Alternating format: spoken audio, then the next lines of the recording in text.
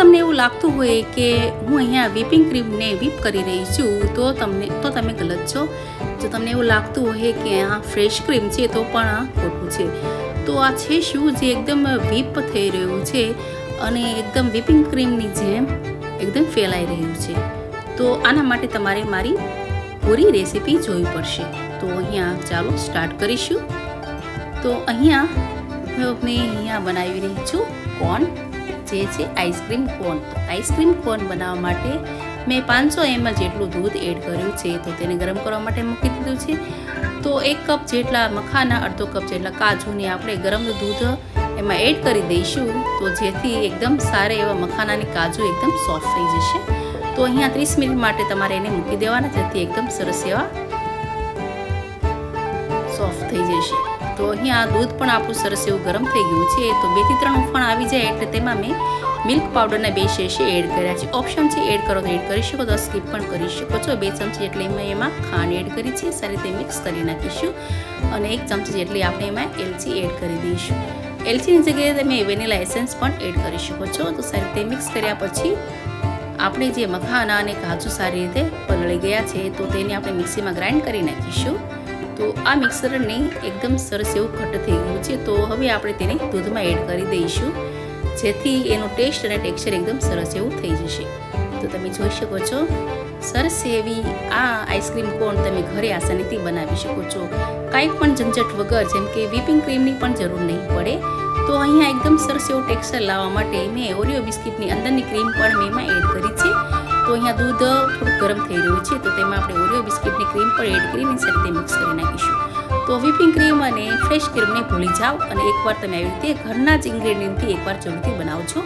તો બનાવતાની સાથે જ તમારા ઘરમાં વખાણ ના થાય તો તમે મને જરૂરથી કહેજો, કેમ કે ઘરના દરેક સભ્યો ખાશે એટલે તમારા વખાણ કરતાં ભૂલશે નહીં. તો હવે કોન બનાવવા માટે મેં અહીંયા ડેરી મિલ્ક એડ કરી છે. ના તો મેં એમાં ડાર્ક કમ્પાઉન્ડર, ડાર્ક ચોકલેટ જરા પણ નથી એડ કરી. ઘરની જ આપણે બજારમાં રહેતી ડાર્ક કમ્પાઉન્ડર ચોકલેટની જરા પણ જરૂર નહીં પડે. તો મેં અહીંયા ડેરી મિલ્ક લીધી છે. તો અહીંયા પાઇપિંગમાં આપણે ડેરી મિલ્ક એડ કર્યા પછી ગરમ જે પાણી મેં મૂક્યું છે તેમાં મેં એડ કર્યું એટલે એકદમ સરસ એવી આપણે ડેરી મિલ્ક પણ મેલ્ટ થઈ ગઈ છે. કાંઈક પણ ઝંઝટ વગર આસાનીથી બની શકે છે.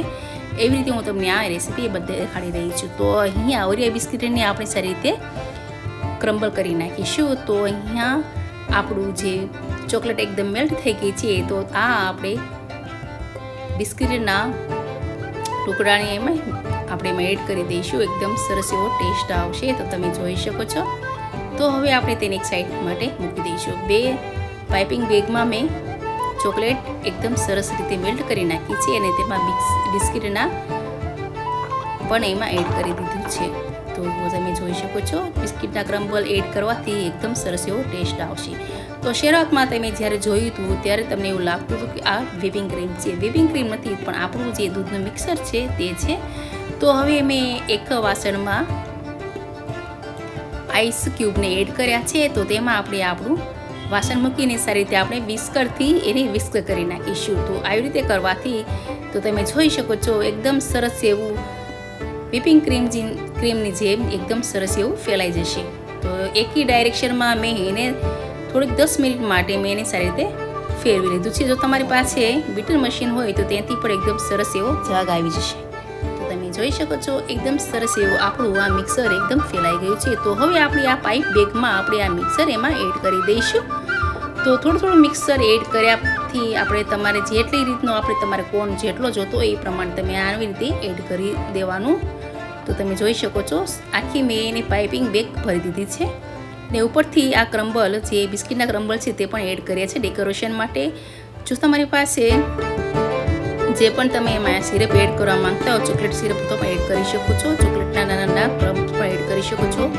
તો મેં આવી રીતે થોડુંક આવી રીતે ડેકોરેશન કર્યું છે. તો હવે એક વાસણમાં આને આપણે મૂકી દઈશું અને થોડીક વાર માટે બહાર આવવા દઈશું. એકદમ આપણી તૈયાર થઈ જશે કોન. અને પછી હું એને ફ્રીઝરમાં 10 થી 12 કલાક માટે ફ્રીઝર કરવા માટે મૂકી દઈશ. એટલે એકદમ બજારથી પણ એકદમ અલગ એવો આપણો આ કોન બનીને તૈયાર થાય છે. તો થોડુંક મિક્સર વધ્યું છે તો મેં એને એક બાઉલમાં કાઢી નાખ્યું છે. ઉપરથી મેં એમાં બિસ્કિટના ક્રમ્બલ પણ એડ કરી દીધા છે.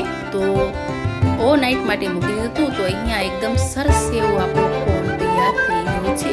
જો બજારને પણ એક સાઈડ બેસાડી દે, દુકાનમાં લેવા જાશો તો પણ આ કોર્ન 30 થી 40 રૂપિયા જેટલો થઈ જશે, પણ ઘરે આસાનીથી બની જાય છે. જ્યારે પણ મન થાય ત્યારે તમે બનાવીને ખાઈ શકો છો. ઘરના સભ્યો, મહેમાનો તમારે વખાણ કરતા થાકશે નહીં. તમે જોઈ શકો છો એકદમ નવી જ રીતે બનાવેલું આ કોર્ન કોઈ પણ વ્હિપિંગ ક્રીમ, ફ્રેશ ક્રીમની જરા પણ ઝંઝટ વગર ઘરના જ આસાનીથી મળી રહેતા ઇન્ગ્રેડિયન્ટથી તમે જ્યારે પણ મન થાય ત્યારે ગમે તે ઋતુમાં ખાઈ શકો છો. તો અહીંયા તમે જોઈ શકો છો એકદમ સરસ એવા ટેસ્ટી આપણા કોર્ન તૈયાર થઈ ગયા છે. તો હવે જે આપણે બાઉલમાં આઈસ્ક્રીમ આપણે જે બનાવવા માટે મૂકી દીધું તે પણ તૈયાર થઈ ગયું છે. એકદમ સોફ્ટ, એકદમ માઉથ, એકદમ સરસ એવું ટેસ્ટી આ આઈસ્ક્રીમ પણ ઝટપટ બની જાય છે. જ્યારે પણ મન થાય ત્યારે તમે આઈસ્ક્રીમ અથવા ગુલ્ફી પણ જમાવી શકો છો. તો તમને આ રેસીપી કેવી લાગી છે તે મને કોમેન્ટ સેક્શનમાં જરૂરથી કહેજો. જો સારી લાગે તો પ્લીઝ લાઇક અને સબસ્ક્રાઈબ કરવાનું ભૂલતા નહીં. તમારા ફ્રેન્ડ્સ ગ્રુપમાં, તમારા ગમે તે ફેમિલી મેમ્બરમાં તમે શેર કરવાનું ભૂલતા નહીં. તો તમે જોઈ શકો છો એકદમ સરસ એવી આ ટેસ્ટી આઈસ્ક્રીમ કોર્ન જ્યારે પણ મન થાય ત્યારે બનાવીને ખાઈ શકો છો. રેસીપી સારી લાગે તો પ્લીઝ લાઇક અને સબસ્ક્રાઈબ કરો.